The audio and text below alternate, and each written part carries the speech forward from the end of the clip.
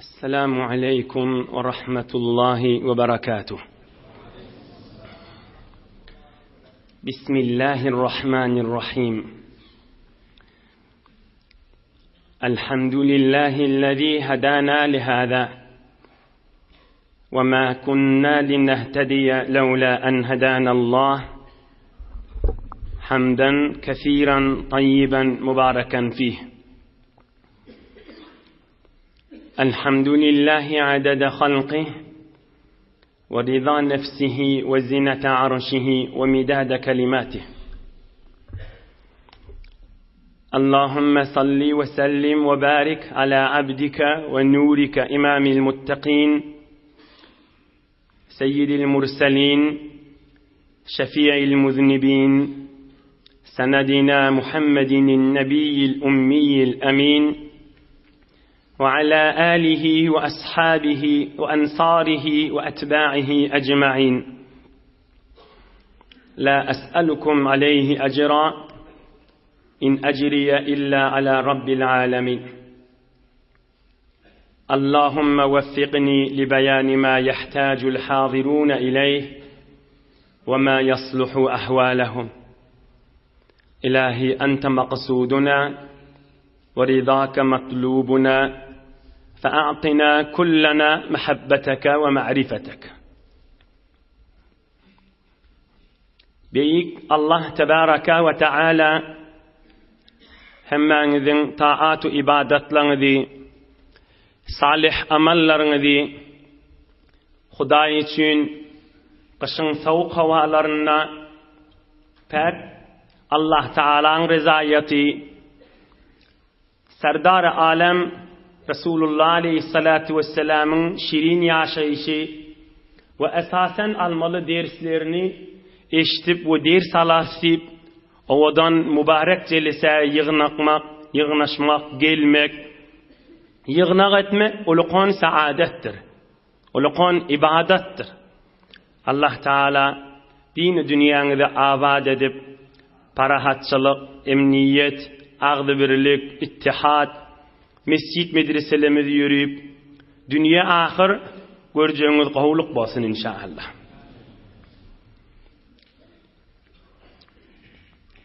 Geçen haftede Peygamberimiz Aleyhissalatu vesselam'ın mal bölüşü ve narahatçılıklar ve kıyınçılıklar ve ızalıkepler mübarek kuluğuna gelişi oldu. Peygamberimizden narahati ızalıkep kan kuluğuna mübarek kuluğuna geldi ve kan narahati gurrunları eşitti. Şu barada bir kısacık bir iki ders var. İnşallah 8 dakikadan geçirmeyeni ohum iyidini alıp gider. Peygamberimiz inni yuvaş nâme qolayladı. İnni tamam oldu Mekke-i Mukarreme'nin devruni. İnni Medine-i Münevvere uğramalı iyidine kayıtmalı vaktler oldu. Allah kokladiğinden ohum inşallah hizmetini de yetirer. Ey mümin Müslüman da Allah.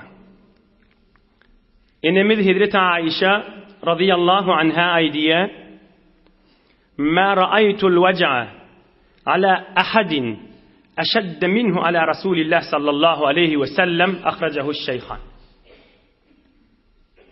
Ey Müslümanlar, ey men qiyinçılıkta geçiryen hi men günüm açılmalı diyen adam, ey merizçiliği, narahatisi, garipçılığı, müşkili, madam bir gurrun men başımdan tafliye hediye diyen ayal o erkek Müslüman da Allah.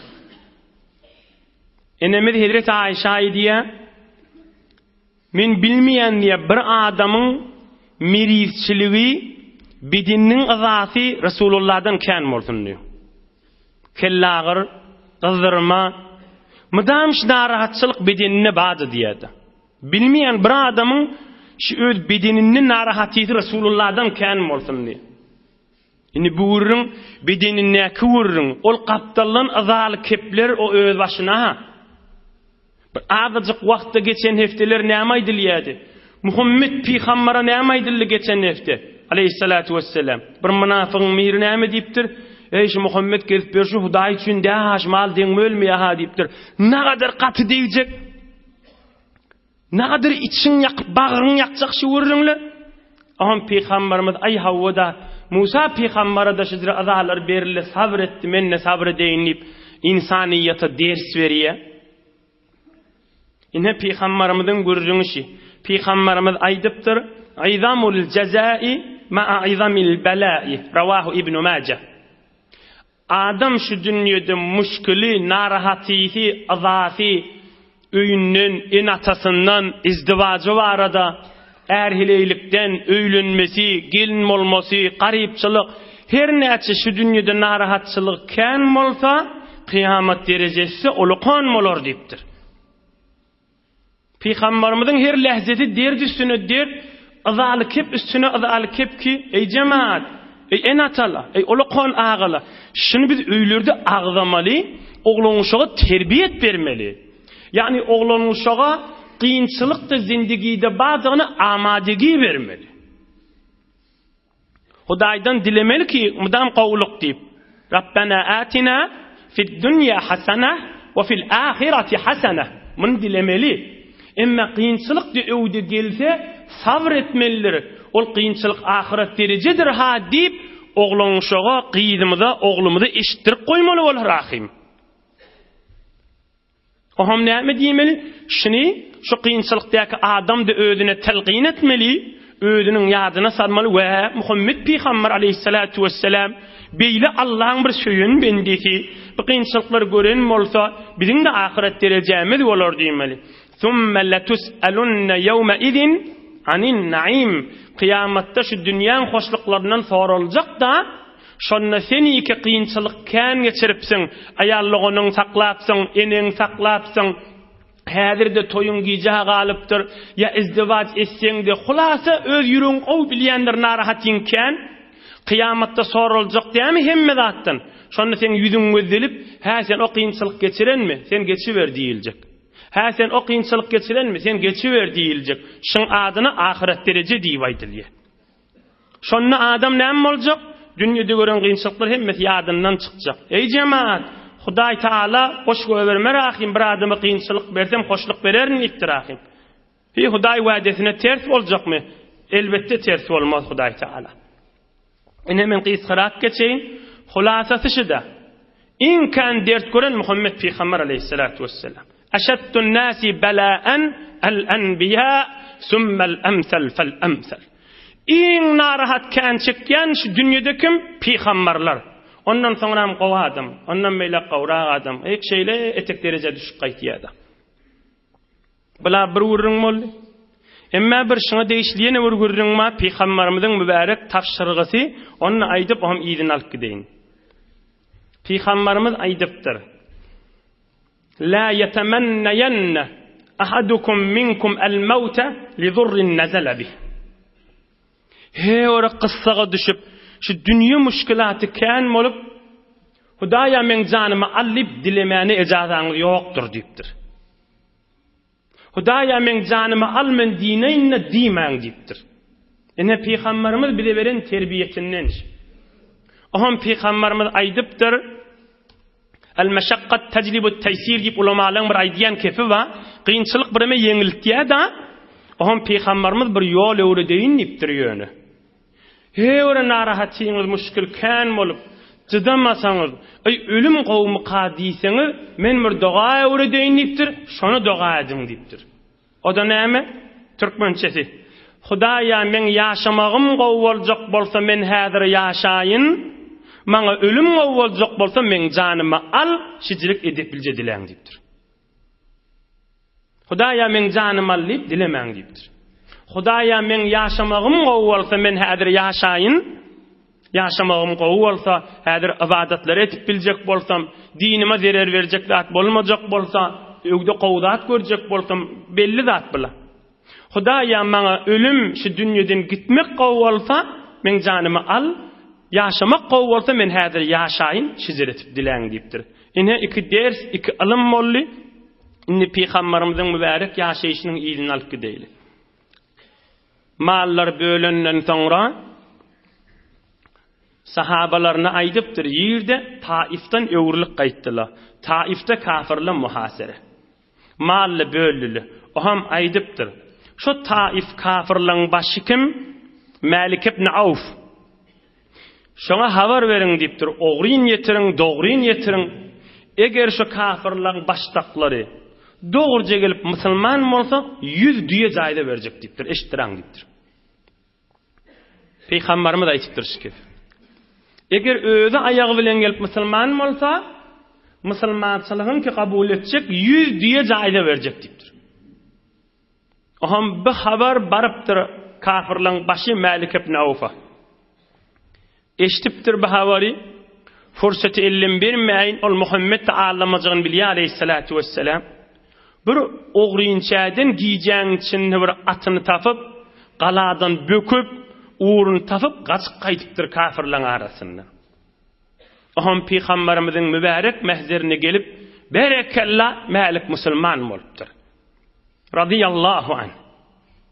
Oham şol jeňçü taýfadan 14 neferde gelip olurdy musulman bolupdyr. Oham başga da musulman bolan ba galaň içinde dädi döwrüňdäki kafirlerden Oham Peýgamberimiz aleyhissalatu vesselam on başdagyn kafirlaryň başyna 100 düýe jaýdana beripdir. Oham da aýdypdyr. Şu mantagada her kim musulman bolsa, sen şu mantagaň emiri, öňkü başdaklygyňda durup edipdir. Öňkü başdaklygyň, odal kafirlaryň başydyň, indi musulmanlaryň başy bolup edipdir. Inhe bir zihniňizde şaýat sorag gelsin. O pul bilen musulman etdiki onu diýip. Näzire boldy? O pul düýeden çürin musulman boldyk ya. 100 düýe beriljek bolansaň musulman boldy diýip sorag gelse, on jogabyny Hazreti Enes aýtdy. Näme diýär Hazreti Enes? Toppa dogry gurrun aýtypdyr. Gädikden dogry aşyp aýtypdyr. Hazreti Enes näme diýär? Men badym şu taýlarda diýär. Bir adamlyk elli diye fakat pullun şirin musulman mollu diye. Yan kıyanak. Hop. Fakat dünyadan şirin musulman mollu diye. Yöneşim musulman bulunmayına dünya gözlerine görünmerdi. Tamam malın dine harca derdiler diye. Musulman molunda odal dünya kızıgıp geliyor diye. Dünya vadik geliyor diye musulman moltan ben bana dünya verilecekmiştik diye. Emme iman kelimesini aydıp Nur-i İslam, nur-i imanın eteğine girenden sonra dünyası gözüne görünene kıymetin dine harcadaya deyiptir. Peygamberimiz de şonu bilip ediyada onu. Şonu bilip ediyada. Onun için özünü hiç tat almanı iline olup kayıtta. İnni yirek gelmeli, inni Medine'ye Münevvere'ye gitmeli. Hani Mekke'ye gelmeliler mi? Mekke'ye bir gelmeli. Aham Peygamberimiz tamam mollu, Mekke musulman mollu, devrevi musulman mollu, bir taif galli, kalan içinde. Taifin de devrevi musulman mollu. Tekil arasdalanını otalar. Aham Peygamberimiz ihram mağlattır, umradan çürüyüm. Sahabaları bilen bir Mekke'ye varıp umra edip, aham Medine'ye Münevvere'ye yurdumda gaşin öğürleyliyin deyiptir. Aham lebbeyk Allahümme lebbeyk, lebbeyk la şerike leke lebbeyk, innel hamde ve ni'mete leke vel mulk, la şerike lek. Peygamberimiz aleyhissalatu vesselam telbiye aydıp, ta kâve gelyança telbiye lebbeykan aydıp, aham umra adadın yerine yetirip, inni näme bolly? Inni ýygyna gaýtbaly wagt boldy. Haýsy wagt boldy? Ýadyňyza düşýän bolsa geçen hefte Peygamberimiz Medinelilere näme diýdi? Afala tarzawna ya ma'şaral ansar an yadhhaba an-nasu biş-şa'i wal-ba'ir ve terji'u bi Rasulillah sallallahu aleyhi ve sellem ila rihalikum. Mekkeň adamlary düýe bilen sygyr bilen Mekke'ye Mukarreme'ye gaşyn gider. Siz de meni sürüp Medine'ye gaşyn gidersiňiz diýen wagt geldi haýdy. Ey cemaat, ey musulmanlar, ey türkmen, Peygamberimiz ýereli Mekke'ye Mukarremeli. Ata baba İsmail Peygamberden mer Mekke'ye Mukarremeli. Şonun merkäbeň düýbünde ýaşap berip, onu da Mekke'ni öp berip barýar. Näme dip? Odal kan gurrun geçende. Näme dip? Mekke'nin adamlar kadrını bilmendir.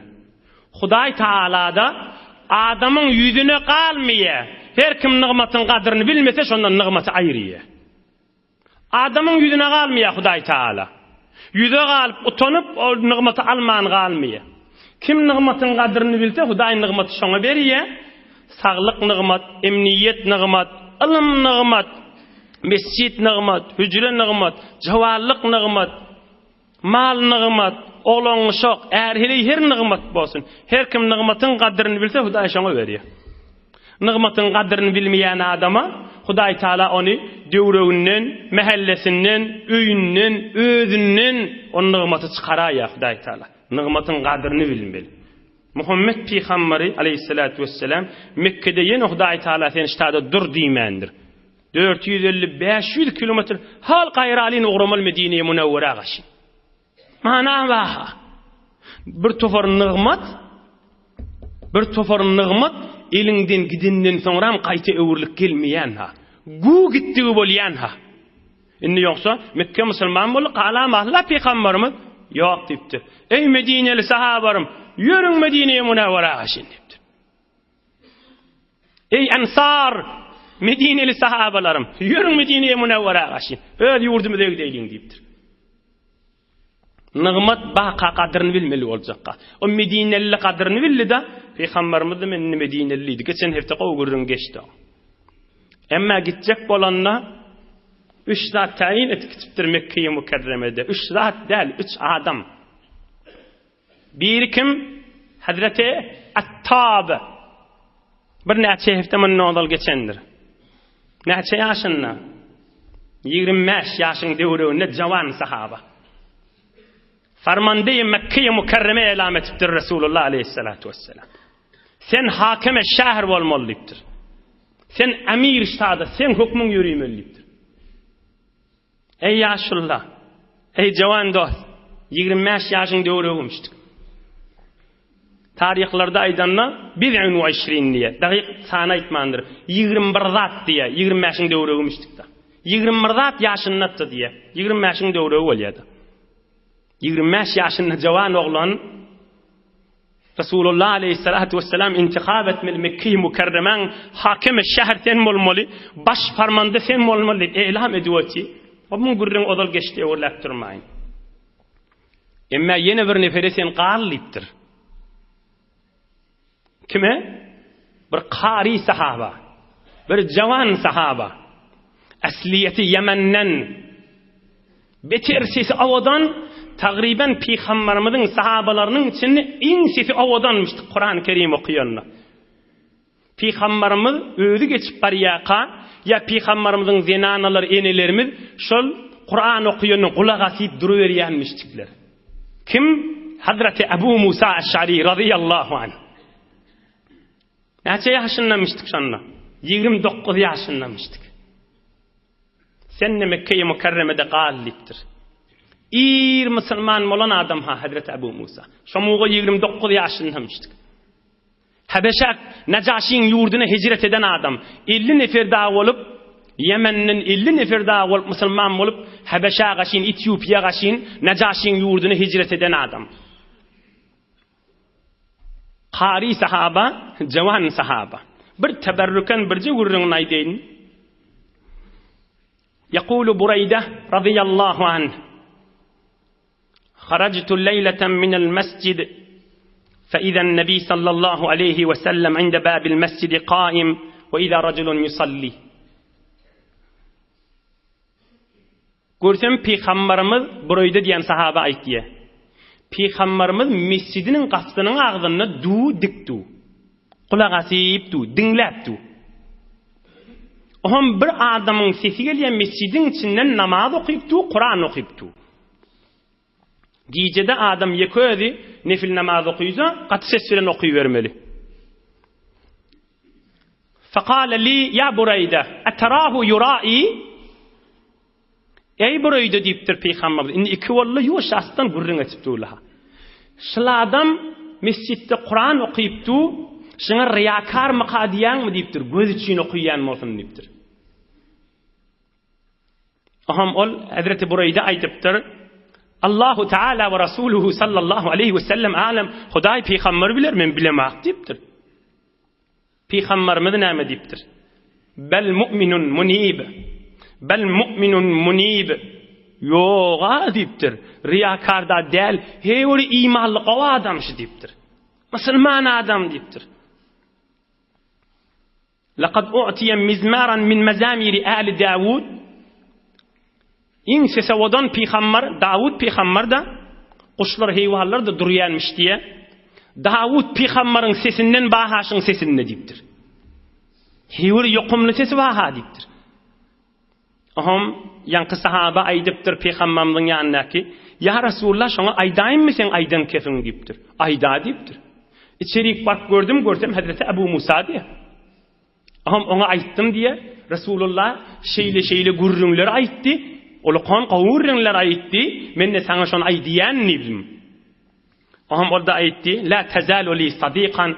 Hoş olup inşallah ikimiz hemişe dost oluruz.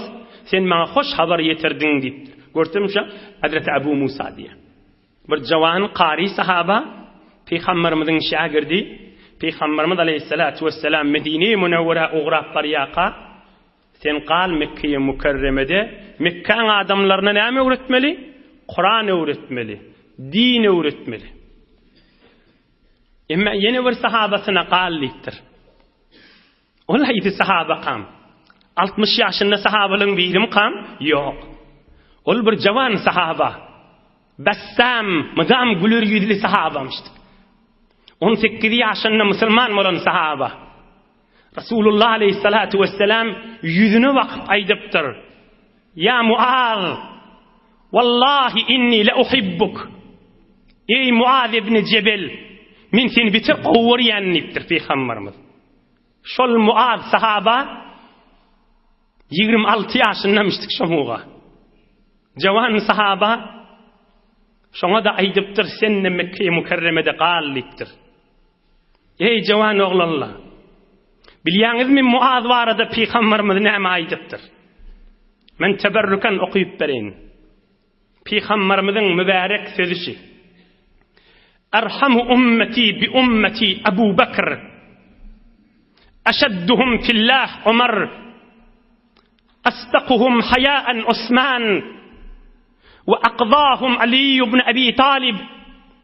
Ve a'lemuhum bil halal vel haram Muaz ibn Cebel. يجيء يوم القيامة أمام العلماء برتوة حديث صحيح. Peygamberimiz aydıptır. Şu ummatumun içinde ta kıyametçili en şu Müslümanlar qaygıdıp yürüğüne rahat bulup şu Müslümanlar qaygıtyan adam Hazreti Ebu Bekir'dir diptir. Hiç ona yetecek adam yok diptir. Şu ummatın içinde en Hudayın buyruğuna mekam duran Ömer'dir diptir. Ona yetecek adam yoktur diptir. Yüz görmeyeni hevre gayim duruyanlar diptir. Üçüncü hevre hayasında da çını bilen hukkusuz utancın sahaba Osmanlar diptir. İki neferin davası olsa hevre zirinlik bilen kulak asıp iki qazi olup iki davalığın arasında hükmetmeni en ökte Ali'dir diptir. O şu ummatumun içinde halal haysi, haram haysi en alim Muaz ibn Cebel'dir diptir. 26 yaşındaki sahaba gaydı o diye. Ey Müslümanlar diptir Peygamberimiz. Yeci'u yevmel kıyamet emamel ulemâi bir ratvetin. Kıyamatta ulamalı üç cennete kaşın girmeli olsa hemmesinin evinin 300 metre evinin Muaz yürü küçecektir diptir. Alimlan başışı diptir. Muaz yeci'u yevmel kıyameti emamel ulema bir ratvetin. 300 metre ulamalın evinden yürü küçecektir diptir. Kıyamatta. Hazreti Muaz diyen sahaba cavan sahaba, güler yüzlü sahaba, sahabalı uyuşup otiqa, gurrun ötüşellerini, din gurrun, şuhi gurrun her gaysi olsun. Oğruyundan kâda Muaz'ı ve diyemiştikle de, şona haybat edip, şon haybati, şon nuraniyeti, cemi öğüdüne kaşın çekyanmıştık da. Bili bir alim cavan oğlanmıştık. كان الأصحاب إذا تحدثوا وفيهم معاذ نظروا إليه هيبة له واحتراما. 25-26 yaşındaki sahaba 18-nji ýaşynda da musulman bolupdyr ha. Täze musulman bolupdyr, 5-6 ýyl bolupdyr. 50-60 ýaşynda ulukon sahabalarda ba bolsa, oğrunça Muaz'da gözleýänmişdikledi. Meclisin ulukon adamsy bolup oturýanmışdyk. Näçe ýaşynda dünýedem geçen bolsa gowy Hazreti Muaz.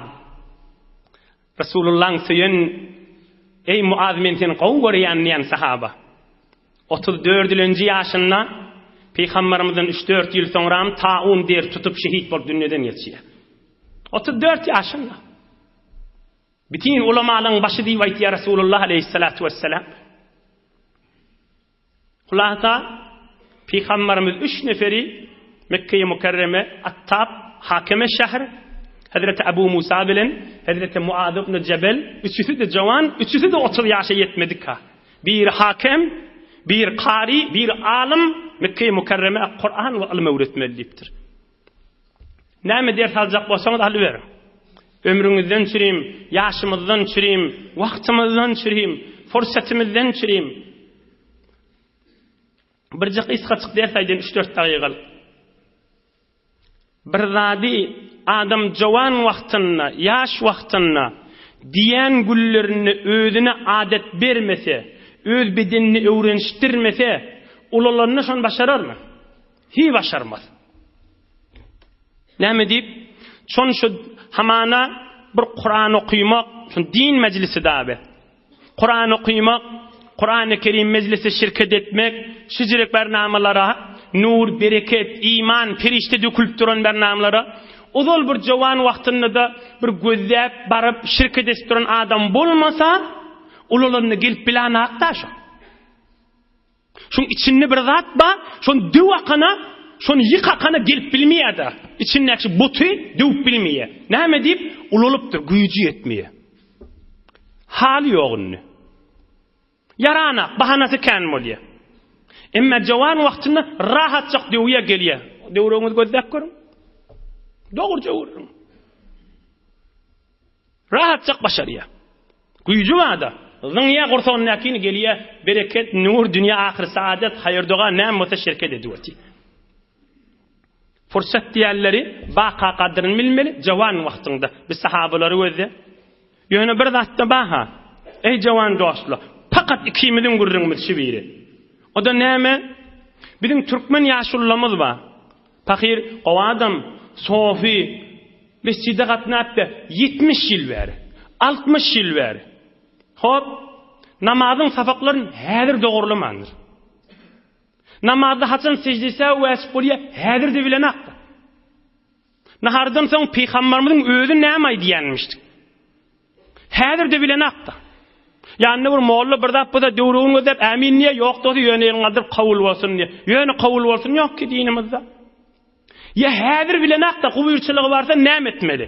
Gubyrçylygyň deňinden geçip barýakan näme etmeli? Peygamberimiz näjre ziyaret etdiýänmişdi. Fiqh Hanafida ziyaretin bir tertibi var. Alham okuyorsun, Kulvallah okuyorsun, Elhakumut Tekatür okuyorsun, Fetava Hindiye, Fetava Alemgiriye açıklap aydıp veriyor Fiqh Hanafida. Häzir de bilen akda şonu. Häzir de Peygamberimiz näme diýenmişdik? Peygamberimiz näme dua diýenmişdik? Ya dehreti bolýan zatlary birimi o gyrrak meselesini sorasyň, häzir de bilen akda. Özü 60 ýyl ber namaz okuyup gelýär. Bar sen aýtjak, o dogry aýtýandem, o pahirlaň sawady ýokda. Pahirler ozol alımsızlyk, bisawatçylyk bolýanmışdykda. Indi näme ham?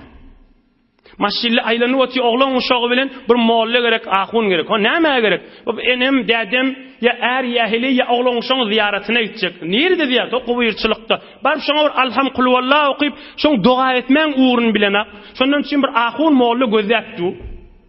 Ahun molla dua etse özüninkiden kabulrak bolar, o juda mesele. O özümüz ağlamaýlyň bir direklerde.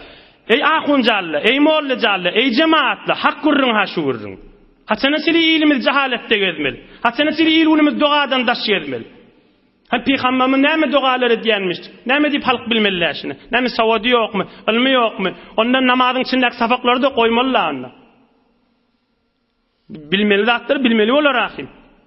El-Hisnul Hasin diye bir qaw Peygamberimizin tamam Peygamberimizin eden duaları, aydan kepleri var içinde. Tanaka müminin Farsi tercümesi var onun.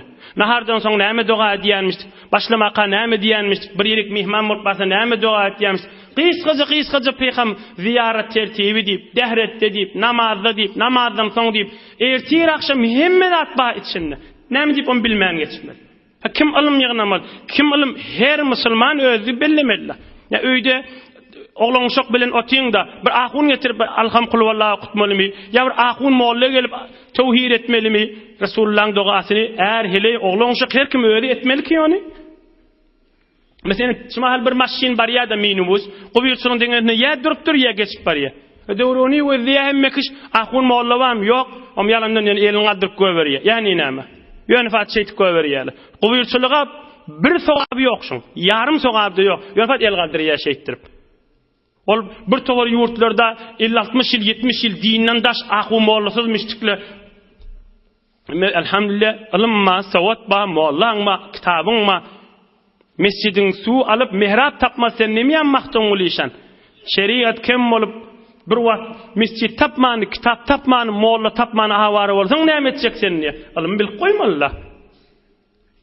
Öwrün melrat çykypdy döwür yarım saat, 1 saat wagt goýup, näjere bir hak görüňleşiler. Inhe Hazreti Muaz ibn Cebel 26 ýaşynda peýgamberimiz näme diye? Bitin ulamalyň başy sen diýipdir. Kıyamatda da hemme şeňe öwünden ýörüp gelersiň diýipdir. Hazreti Ebu Musa Aş'ari 29 yaşında. Sahabadan en ovadan sesli qariyesi. Hep Kur'an okuyarmış.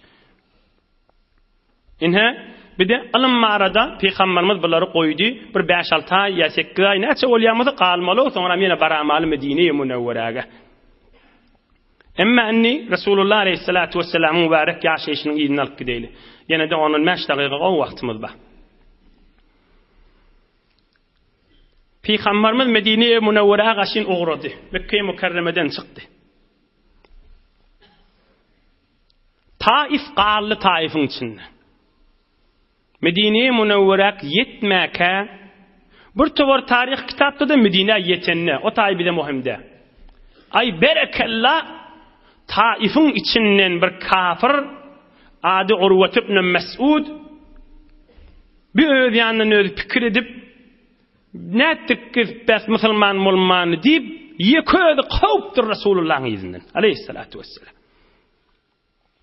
Medine-i Münevvere qawptur, çapıptır. Kan tarihla idiye Medine-i Münevvere yetmeke yanqi Urvat ibn Mes'ud diyen adam Resulullah aleyhissalatu vesselam'ın yanına barıp izinden yetip musulman bolupdur. İman kelimesini aydıp yürekden daşından musulman bolupdur. Musulman bolupdur diye koyamalı urunmuşu. Döwrünnäki adam däli kafirlaň ýüzüne galmany gitdi ha. Näme diýip hak ýerde adamyň ýüzüne galmaly? Wagtyky görüp öti gününmek şoň içinde, wagtyky görüp öti özüniň dünýä ahyr hoşbagtyny şoň içinde, haçanyçyly dostuň ýüzüne galmaly. Haçanyçyly oğul gyr heleýiň äriň ýüzüne galmaly. Haçanyçyly ýylgynyň ýüzüne galmaly. Bir merde adam, bir gaýratly adam, imanly ýüregine öz düşüpdir. Nättirip ben adamlaň ýüzüne galyp diýipdir. Bile gabyra girjek bolupdyrmy? Bile kıyamet hesap kitap boljakmy? Öýle bilýär ýakana qawpdyr peýgamberiň ýüzünden. Gursagyň näki bir ulukon dağ ýaly bir but ba, şonu döwüpdir. Berekella. Himmet etipdir, gayrat etipdir. Gayrat etipdir de barypdyr da. Aham baryp peýgamberimiň mübarek huzuruny golundan tutup musulman bolupdyr. Yüze galma. İman hak bir zat dämi? Bir heley diýip, bir gyz diýip, bir adam diýip yüzüne galyp da görüwetiň hak gününmek Kur'an imanyň içinde däm. Günün güýmeme. Bu adam gününü güýmemendir. Ay görürse diýip her kim içinden bilýär belada için heýle bilýär da ýürek näme diýini bir ýüreginden bilipdir däm, ograpdyr. Ay görürse meni oğruyunça bir wagt kökgeler qayta bir geler da diýmendir. Geçen fursatı dağda narahat bolup qawp gidipdir izinden peýgamberimiň. Hulasa musulman bolupdyr. Berekallah. Aham näme diýipdir peýgamberimize? Ya Resulallah, İzen li fa'atiya qawmi fa'ad'uuhum ilal islam. Gayratlı adamlar geçipdir ha. Müslüman bolupdyr, bir neçe gün geçendir, öwrenendir. Ya Resulullah diýipdir. Maňa ejada ber diýipdir. Men Taify bar musulman edeýin diýipdir. Gör gayraty. Taif galaň içinde ha. Peygamberimiz 20 gün Taif'in daşynda durdy, olar jetleşip urşup galdylar, musulman bolmadylar. İzelli fa'atiya qawmi fa'ad'uuhum ilal islam. Maňa ejada ber, men Taify İslam'a çağırjak diýipdir. İman yani gayrat. İman yani gayret. İman adamın içinden himmet vermeli.